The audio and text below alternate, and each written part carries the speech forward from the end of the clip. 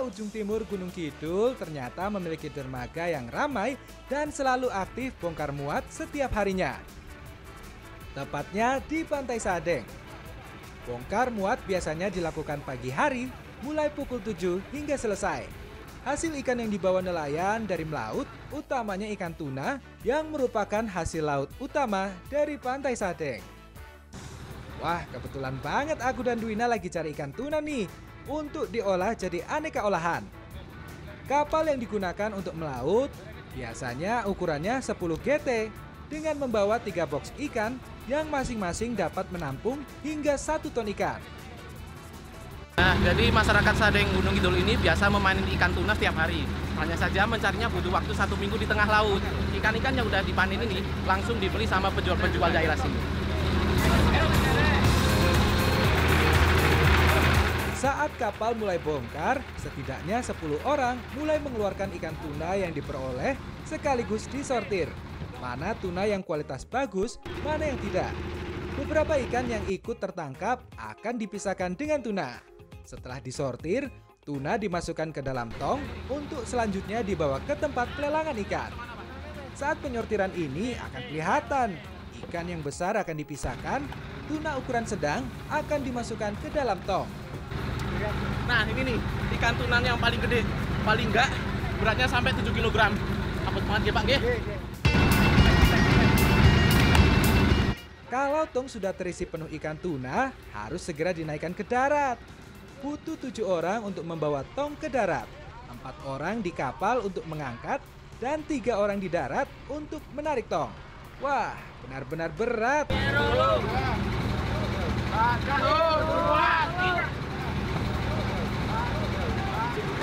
Nah, jadi isi dari satu keranjang itu bisa sampai 1 kintal. Berat banget ya Pak, nggih? Setelah ikan tuna diangkat, ternyata para nelayan juga mendapatkan ikan besar, yaitu marlin. Karena sangat besar, marlinnya harus dipotong 3 bagian. Kepala, badan, dan ekor. Lihat aja badannya besar banget tuh. Butuh 7 orang untuk mengeluarkan ikan marlin dari box penyimpanan.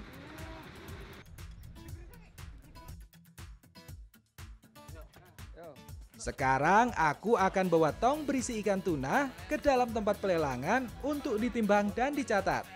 Meski sudah dipikul 2 orang, ternyata bobot tong berisi ikan tuna ini masih terlalu berat buat aku. Terus cakep. Beratnya 1 tong ini 1 kintal. Apa nggih Pak, nggih? Ya. Enggak, Pak. Karena aku nggak mampu, akhirnya dibantu sama bapak-bapak di sini.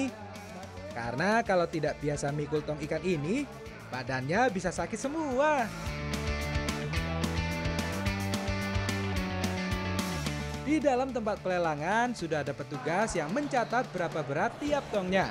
Kualitas terbaik dan badan ikan tidak ada yang sobek akan dibawa menuju Surabaya untuk dipasarkan. Untuk ikan tuna yang BS atau tidak sempurna akan disortir lagi dan akan dijual oleh pedagang di sekitar. Seperti itu Pak? Ini yang BS. Oh, ini kan niki. pecah perut namanya. Ini pecah. Udah sobek namanya udah BS. Saking semangatnya aku bantu nelayan di sini, jadi lupa sama Dwina yang minta dicariin ikan tuna. Samperin deh. Gatot, Pak Sumiman toh. Wah, aku ngangkat oke tenang sak kintal nganti kepleset lho, mono-mono nggih Pak, nggih? Wah. Ini dipilih wae sing BS. Aduh, kok aku malah disuruh ikut sortir sih?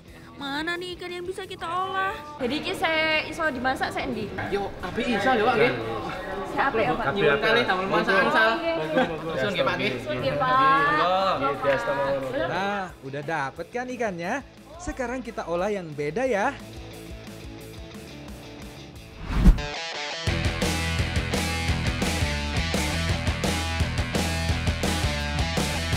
Mas Gatot, katanya mau ngolah tuna. Kok malah lewat hutan-hutan sih? Udah, tenang aja. Itu Mak Yasmin udah nunggu. Yo Mas, gorengnya Mas. Cepet buka. Aku ki wedi mungkin. Kok iki kesuwen kok. Ora. Woi, awas. Iki pleset lho, alon-alon. Malah guyu krono. Direwangi tabik malah. Niki, Mbak. Wis ora. Yo wis. Yo. Mari kepleset mawon niki, Mbak. Alon-alon, Bang. Nah, sebelum diolah, tunanya kita bersihkan dulu ya. Wah, dipun nih kajengan. Iku ditilet, Mas. Diplet. Dipun to? Saking mingking. Iki sayang. Ngeten. Mas, nah. Ngeten. Ayo Dwina, bantu aku filet tunanya. Tenang aja Mas Gatot, aku pegang ini ikannya. Tapi yang benernya motongnya jangan sampai kena tanganku loh. Salah satu ciri dari tuna yang bagus, ya warnanya kemerahan seperti ini dan terlihat masih fresh. Nah, jadi ikan tuna ini yang udah tadi aku panen bakal dibikin bakso tuna. Pertama yaitu dipotong filet, setelah itu aku kerok dagingnya nih pakai sendok biar sampai habis. Untuk membuat bakso, yang digunakan hanya daging tunanya aja ya. Untuk tulang dan kepalanya tidak dipakai. Selanjutnya daging ikan tuna akan ditumbuk biar lembut dan mudah diolah. Duh, Wina kok lama banget numbuknya. Udah sini aku yang numbuk. Namanya juga cewek, kalau numbuk ya pelan-pelan dong. Kalau udah lembut, sekarang tinggal campur dengan tepung untuk diadon menjadi bakso. Campur dengan telur dan aduk hingga adonan menjadi kalis. Dalam pembuatan adonan bakso tuna ini harus pakai tangan langsung agar kerasa nanti udah kalis atau belum nih, atau nggak lengket di tangan. Nah, kalau keuntungannya pakai ikan tuna, itu dia dagingnya banyak dan juga mudah dibentuk. Udah kalis nih adonannya. Sekarang langsung aja kita rebus ya.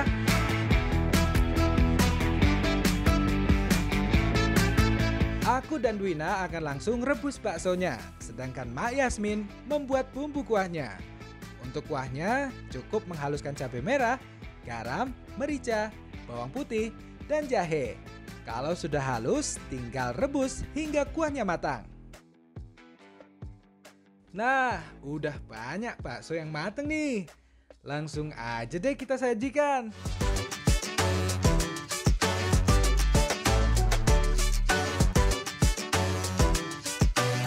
Bakso ikan tunanya udah jadi nih, saatnya kita santap.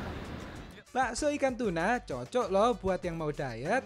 Karena kalau makan bakso identik dengan lemak dan daging dari sapi. Kalau dari tuna ada hormon leptin yang berfungsi mengontrol keinginan untuk makan. Bakso ikan tuna ini hampir sama seperti bakso daging biasanya. Hanya saja yang membedakan adalah tekstur dari daging ikan tunanya, lebih lembut dan lebih kenyal. Kuahnya gimana nih? Mantap banget. Rasa kuahnya itu gurih, terus juga pedas. Karena tadi sampai nangis ya. Tapi bikin badan Tapi anget ya. bikin badan anget dan tenggorokan enak banget rasanya. Karena baksonya ini pakai daging ikan tuna, jadi mengandung omega dan protein yang banyak. Jadi lebih bagus untuk kesehatan dan pertumbuhan. Wah, Jan enak tenan menikmati bakso tuna dengan kuah pedas.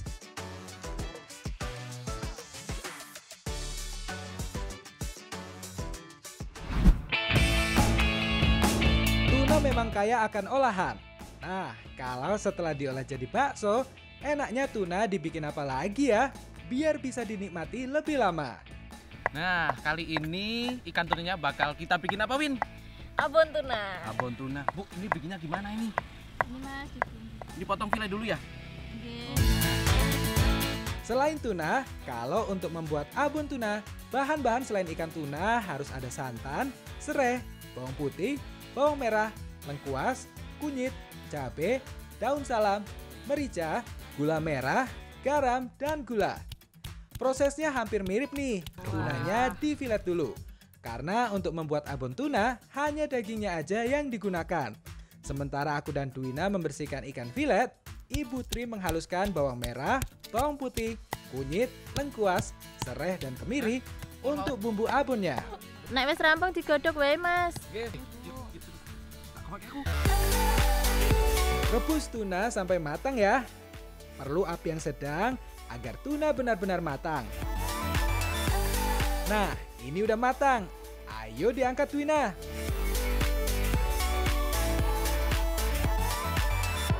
Setelah direbus, sekarang ikan tuna ditumbuk hingga halus, biar abonnya enak.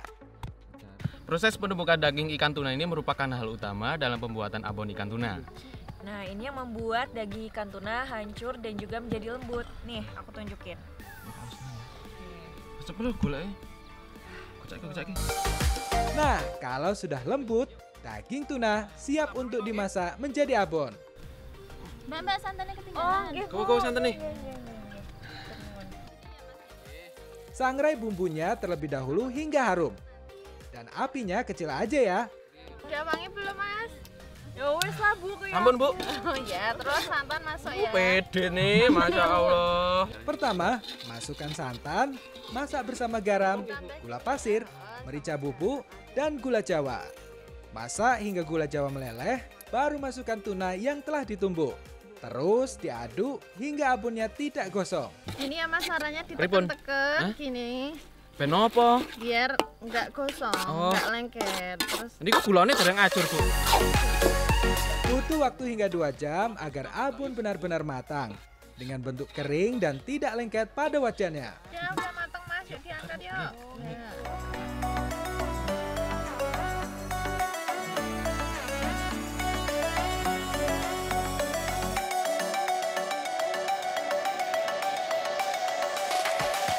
Abon tuna bisa bertahan lama dan juga bisa dijadikan camilan atau dijadikan lauk untuk makan. Ikan tuna ini setelah diolah menjadi abon, ternyata aroma ikannya masih kuat, apalagi dimakan pakai nasi anget, makin cocok. Nah, warna kuning dari abonnya ini sendiri dari kunyit. Jadi rasanya juga tetap gurih dan juga dicampur dengan bumbu-bumbu yang lain. Jadi makin mantap. Aromanya wangi ya. Iya, banget. Mengonsumsi abon tuna juga bisa meningkatkan daya tahan tubuh karena tuna mengandung vitamin C dan berbagai mineral yang berperan sebagai antioksidan bagi tubuh.